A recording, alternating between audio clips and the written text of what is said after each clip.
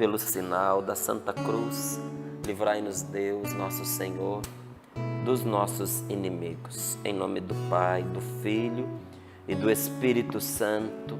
Amém. Isaías capítulo 35, versículos do 1 ao 6 e depois o versículo 10. Assim nos diz a palavra de Deus. Alegrem-se o deserto e a terra seca. Dance o chão duro, florido como a palma. Que se cubra de flores, dance e comemore. Pois Deus lhe deu o esplendor do Líbano, a beleza do Carmelo e do Saron. Eles hão de ver a glória do Senhor, a majestade do nosso Deus. Fortalecei esses braços cansados, firmai os joelhos vacilantes. Dizei aos aflitos: coragem, nada de medo. Aí está o vosso Deus. É a vingança que chega, é o pagamento de Deus. Ele vem para vos salvar. Deus vem para vos salvar. Então os olhos dos cegos vão se abrir. Abrem-se também os ouvidos dos surdos. Então os aleijados vão pular como cabritos. E a língua dos mudos entoará um cântico. Porque as águas vão correr no deserto, rios na terra seca. Versículo 10. Os que foram resgatados pelo Senhor voltarão e chegarão a Sião cantando louvores, cobertos de alegria sem fim. Alcançarão a felicidade e o prazer. A dor e a tristeza foram-se embora. A dor e a tristeza foram-se embora. Palavra do Senhor. Graças a Deus. Graças a Deus.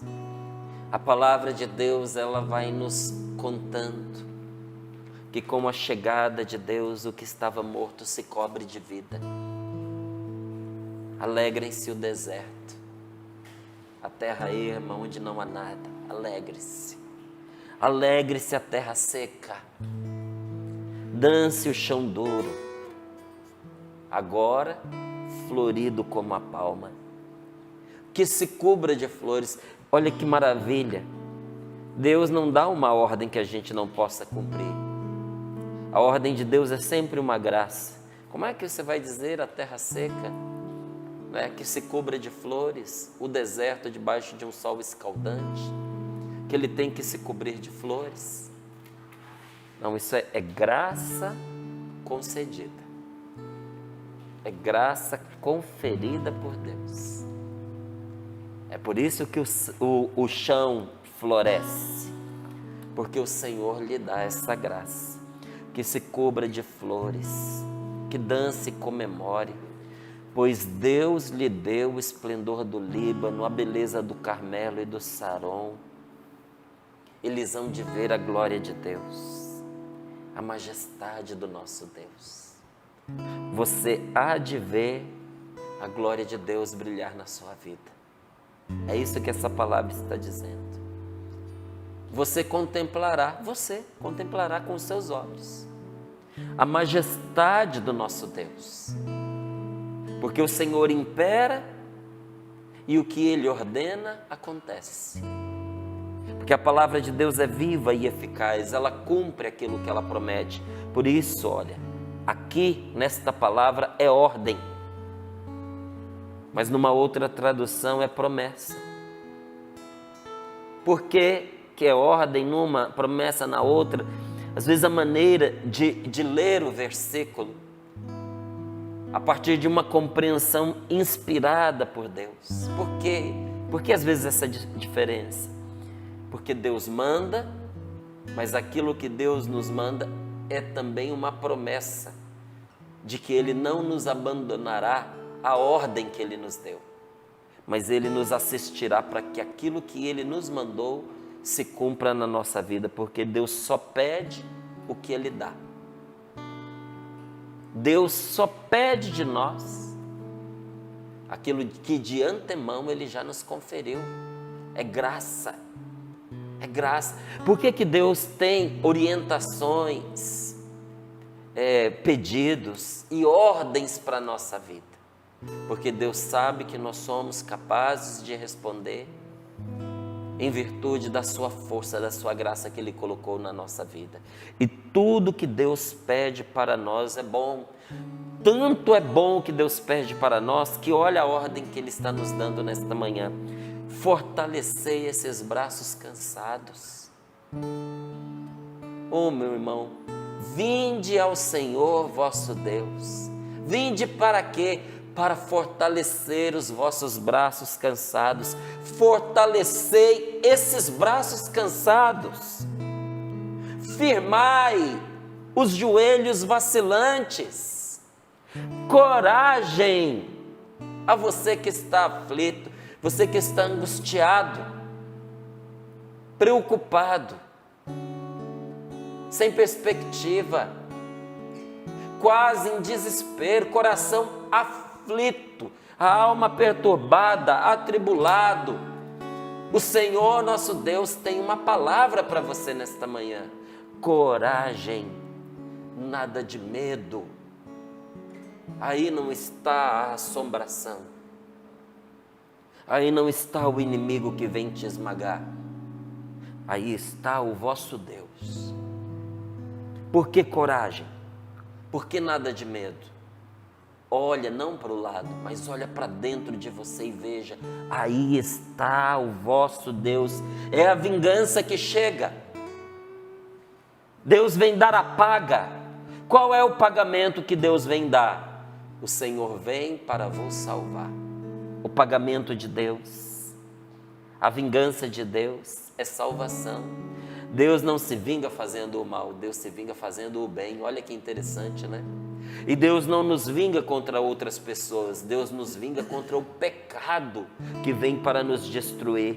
Por isso, o que é a vingança de Deus? O Senhor desfaz as malhas do pecado, o Senhor desfaz as armadilhas de morte que deveriam nos destruir, e Ele vem nos trazer a salvação.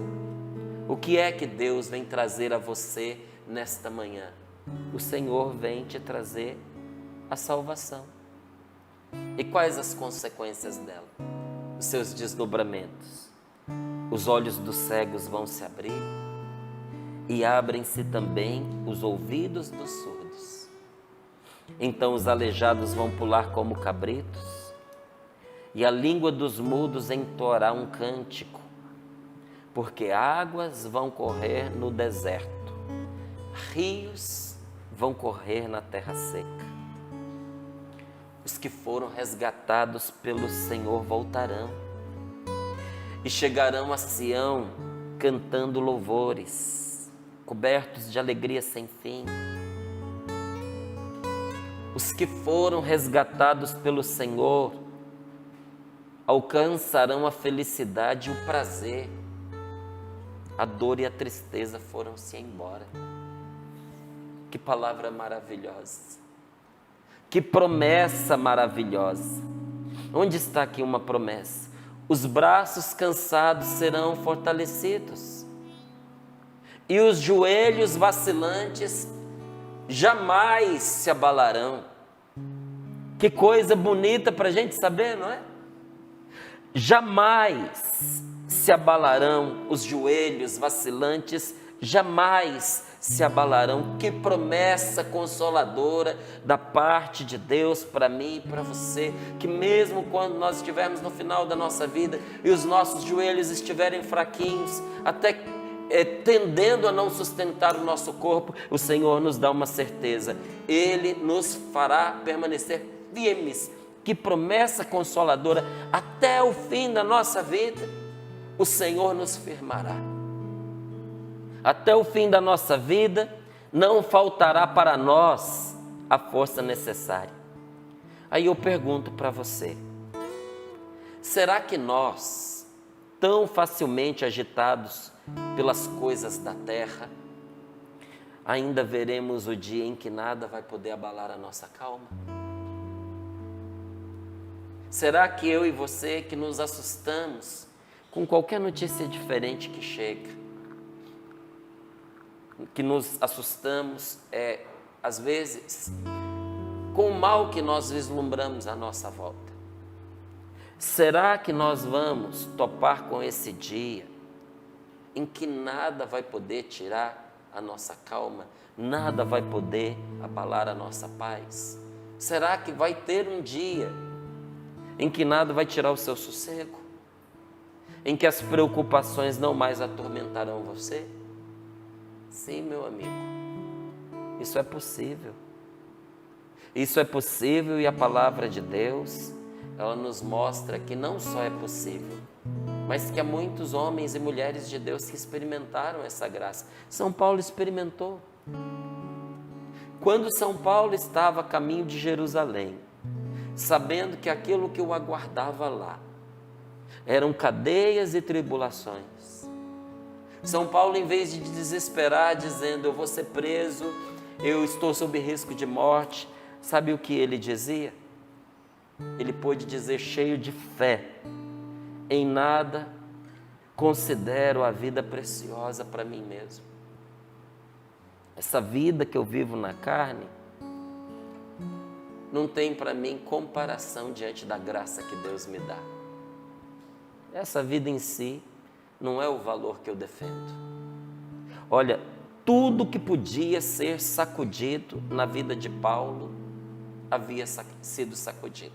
Por isso que ele dizia, o que tinha de ir já foi, o que tinha de já sofrer impactos já sofreu, o que era para ser abalado já foi abalado, não é? E por isso São Paulo não contava mais como preciosa a sua vida, nem ela, nem nada que ele possuísse. São Paulo tinha entendido o que muitos de nós temos dificuldade em entender, que essa vida é passageira e que só Deus basta.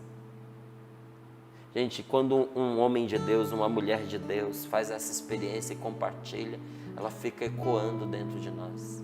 Quantas vezes eu rezei com essa oração de Santa Teresa d'Ávila: nada te perturbe, nada te amedronte, tudo passa. A paciência tudo alcança. A quem tem Deus, nada falta. Só Deus basta. Então eu te digo nesse momento, nada te perturbe, nada te amedronte, tudo passa. Isso que você está vivendo, que está te cansando, vai passar. Isso que você enfrenta e que está te fazendo sofrer, que você não tem mais lágrimas para derramar, vai passar. Até essa situação que te amedronta, ela não vai se sustentar para sempre. Vai passar, tudo passa. E quem pacienta em Deus, tudo alcança. Nós temos que aprender não só a sermos pacientes, mas ser pacientes em Deus é diferente, gente. É diferente. A nossa paciência, ela nasce da nossa confiança em Deus, porque a gente confia, a gente espera, e porque a gente espera, a gente alcança. A paciência alcança tudo. Essa espera confiante em Deus alcança tudo. Aprenda a esperar com confiança em Deus. Aprenda a esperar contra situações que te desesperam. Porque a gente não tem como escapar disso, a não ser morrendo. Enquanto nós vivemos, vida vai, vida vem, vai aparecer alguma situação que vai nos tentar pelo desespero. Volto à pergunta que eu fiz para você agora há pouco. Será que nós, tão facilmente abalados pelo desespero, vamos chegar a ver um dia em que nada mais vai nos desesperar? Quantas coisas você já venceu na sua vida? Porque se você está aqui nesse dia de hoje, até rezando conosco, acompanhando esse momento de oração, ouvindo esta palavra, eu quero dizer a você que eu reconheço quanta coisa você já enfrentou nessa sua vida, hein? Quantos momentos de solidão, quantos momentos de angústia, quantas apreensões, quantos temores futuros. Foi ou não foi? Quantas vezes você sobreviveu ao sentimento de fracasso? Você olhava e dizia: sou um derrotado, um fracassado, perdi tudo. E no entanto, olha você aqui. Essas experiências já eram para ter nos ensinado, mas nós nos esquecemos muito rapidamente do que a vida nos ensina e ficamos muito facilmente ligados ao que a tentação diz para nós. Tudo passa, vai passar, mas a sua paciência, a sua espera confiante em Deus vai alcançar para você o milagre. Não é? E não pense assim que é sensacionalismo, apelativismo, não é? Mas esse negócio, milagre, a pessoa não consegue a coisa por ela mesma, aí vai lá, milagre, Deus vai dar milagre. Não, meu amigo, milagre é tudo aquilo que nós alcançamos com a força de Deus e que nos maravilha. Tem gente que acha que milagre é cair, é só isso, cair farinha do céu, o maná no deserto. Tem gente que acha que milagre é simplesmente bater contra o cajado na rocha e brotar água. Todas as vezes que você se levanta das suas quedas, todas as vezes que tendo tudo para desanimar, você diz a você mesmo: em nome de Deus eu me levanto, um milagre acontece.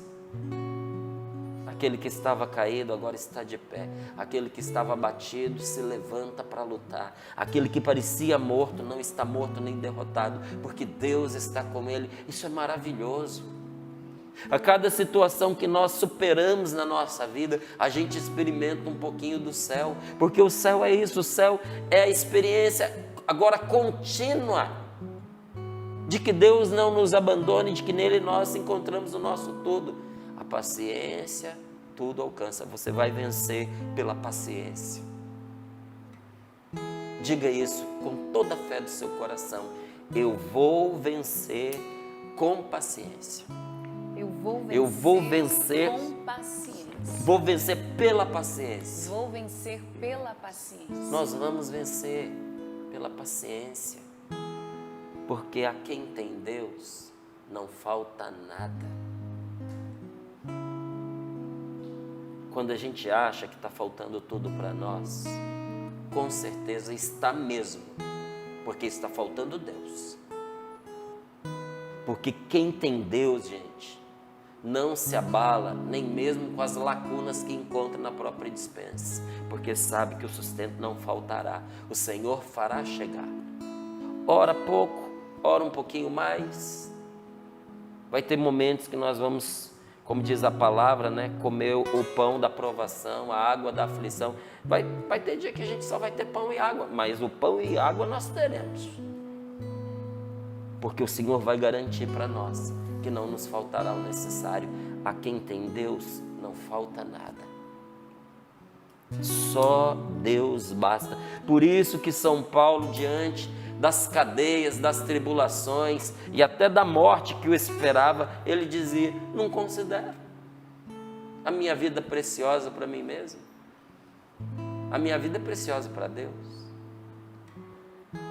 Tive a oportunidade de conversar com o Felipe, esposo da Paula, e ele dizia para mim, depois dessa experiência do Covid, que ele quase morreu, 90% de um pulmão comprometido, mais de 85% do outro.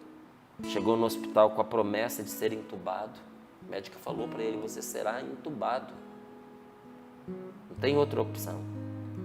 E ele foi vendo ali um milagre a cada dia acontecendo para ele. Fisioterapeuta se surpreendendo, médica se surpreendendo. Um quadro que apontava numa direção, pela confiança em Deus, pela determinação, foi vencido um dia após o outro. E eu, ouvindo da boca dele a experiência que ele viveu, ele de certa forma dizia o que São Paulo diz na palavra: minha vida não é mais minha, eu recebi uma segunda chance. Então, se eu era de Deus, serei ainda mais agora. E ele dizia para mim: mas estou revendo todos os meus valores, estou vivendo uma mudança de vida, porque essa vida não me pertence mais. Ele disse: no dia do meu aniversário, em que fiz 45 anos, eu nasci de novo, porque Deus me deu novamente a oportunidade de viver. E eu disse a ele: eu entendo muito bem o que você está dizendo, Felipe. Porque um tempo atrás, quando eu sofri uma experiência de envenenamento, que por 15 minutos a mais de envenenamento eu não teria falecido, se não fosse a presteza da minha esposa, eu não estava mais aqui. Deus se valeu da minha esposa para salvar a minha vida. E quando eu percebi tudo aquilo que tinha acontecido comigo, que a morte tinha chegado sorrateira, e sem dor, sem incômodo, sem qualquer percepção de sofrimento, eu estava partindo, eu já estava sendo levado desta vida. Depois de 4 dias internado no hospital para poder fazer a desintoxicação, porque a coisa foi séria, foi bastante grave, eu percebi que se não fosse pela graça de Deus, os meus dias teriam terminado. E naquela hora eu dizia para mim mesmo: se antes eu já era para Deus, agora eu não tenho mais esse direito de me guardar para mim. Porque a vida que eu tinha, como todos, morreu naquele depósito onde eu me envenenei. A partir de agora, eu quero ser mais para Deus, mais de Deus, e me empenhei, viu, gente? Não consegui ainda corresponder ao propósito que fiz, não, ainda falho muito. Mas no meu coração eu quero ser inteiramente, totalmente para Deus, porque eu percebi ali que às vezes um descuido leva a vida da gente, um descuido. Então minha vida tão preciosa, não a considero, como diz São Paulo, preciosa para mim mesmo. Minha vida agora eu considero preciosa para Deus. Tenho que viver e tenho que me cuidar para eu servir ainda mais e melhor aquele que tantas vezes me salvou da morte espiritual, porque eu sei das lutas que eu travo, dos pecados que me chamam e nas loucuras nas quais eu teria me metido se eu não fosse uma pessoa alcançada por Deus. Conheço as fraquezas que eu carrego, então tenho que dizer do Senhor meu Deus, que me amou e me salvou e me salva da morte espiritual, mas que também me salvou da morte física.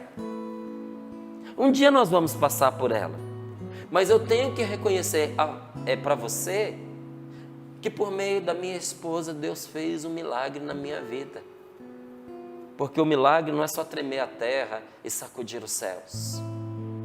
Milagre é quando a mão de Deus se move para nos salvar, não importa que meios esse Deus maravilhoso use.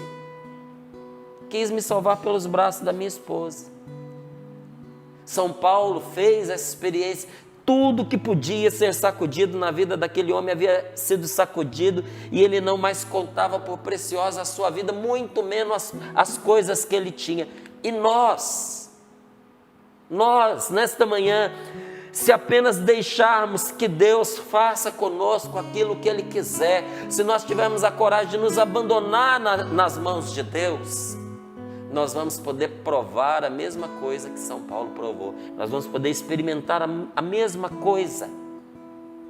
experimentando que nem as pequenas preocupações da vida, nem as grandes e pesadas provas que a gente enfrenta, e se não enfrentamos, vamos enfrentar, nem as pequenas, nem as grandes coisas têm o poder de tirar a nossa paz, que excede todo conhecimento. Por que muita gente não entende a experiência dos cristãos? Porque quem está em Cristo tem uma paz que o entendimento não explica. Só tem um jeito de você entender a paz que Deus dá. Só um jeito. E não é por meio de explicações. É fazendo você mesmo a experiência. E isso é o que está garantido pela palavra de Deus. É isso que a palavra do Senhor nos garante como prêmio. Prêmio dos que aprenderam a confiar e a descansar só em Deus. Nós podemos fazer o que nós quisermos, nós temos o direito de nos cuidarmos como nós pretendemos, nós temos o direito de sermos precavidos, meus queridos. Temos o direito, mas a nossa paz, o nosso descanso é prêmio que nós recebemos quando aprendemos a confiar em Deus. Se você não aprender a confiar em Deus e aprender a confiar em Deus, aprende-se confiando. Se você não aprender a confiar em Deus, você vai atravessar esse mundo sem ter descanso. Você não repousará. As preocupações não vão deixar. As ameaças não vão deixar. As desordens sociais não vão deixar. Os telejornais não vão deixar você ter paz. Não vão deixar você ter sossego. Você não vai ter descanso, você não terá paz. Mas quando a gente confia em Deus, caem 1000 ao nosso lado, 10.000 à nossa direita. Mas o nosso coração não se abala, porque se Deus está conosco, não há o que temer. Na luta que todos enfrentamos, na luta, meus irmãos, os braços se cansam, os joelhos vacilam, mas o Senhor garante para nós que Ele vai nos firmar, fortalecer esses braços cansados, firmar os joelhos vacilantes. Lá no Apocalipse Ele vai dizer ao vencedor, aquele que luta, aquele que não se deixa derrotar, aquele que não desiste, aquele que não cede ao desespero, diz o Senhor: vou fazer dele uma coluna no santuário do meu Deus, e daí ele jamais sairá, ser inabalável como uma coluna na casa de nosso Deus. É uma razão, é uma meta pela qual de bom grado suportaríamos todas as sacudidas, todos os baques que porventura sejam necessários para ser firme e nunca mais ser abalado. Vale a pena com Deus a gente aguentar o tranco. Aguenta o tranco. Não é fácil, mas o Senhor te diz que Ele vai fazer de você uma pessoa inabalável, uma pessoa de paz, que em Deus encontra o seu descanso. Porque quando Deus está no meio de um povo, quando Deus está no meio de uma família, quando Deus está no meio de uma cidade, Deus faz as pessoas que ali estão, naquela casa, naquela cidade, naquela família, Deus os faz firmes, como diz a palavra, como o monte Sião que não se abala, mas permanece para sempre. Inabaláveis como o monte Sião. Quando Deus está no centro da vida de uma pessoa, embora as calamidades cerquem essa pessoa de todos os lados, ainda que isso aconteça, está cercada de calamidades, ainda que explodam bombas que fazem tudo tremer, contudo, há no coração daquela pessoa, no coração do homem de Deus, no coração da mulher de Deus, há uma calma, há uma tal paz que o mundo não pode nem dar, nem tirar. A paz que você deseja, o mundo não pode te dar. Quando eu digo mundo, as propostas, as seguranças, os prazeres, os valores deste mundo sem Deus. E até mesmo as pessoas não podem dar. Essa paz que nos torna inabaláveis, o mundo não pode dar, e como ele não pode dar, ele também não pode tirar. Você não gostaria de ter hoje de Deus uma paz que ninguém pode levar de você, que ninguém pode arrancar de você?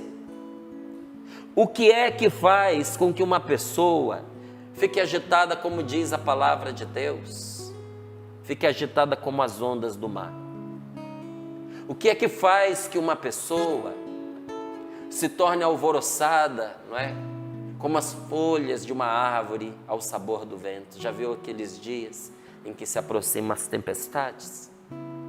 Aqui na região do Vale do Paraíba, quando vem aqueles dias de chuva forte, gente, nós encontramos galhos pesados, troncos de árvore. A gente encontra folha por tudo enquanto é lugar. As cidades ficam todas sujas, porque o vento vem para agitar, para valer. E quando está se aproximando a tempestade, você olha para as árvores e até dá medo. O que é que nos leva a ficar desse jeito em face de qualquer rajada de perigo?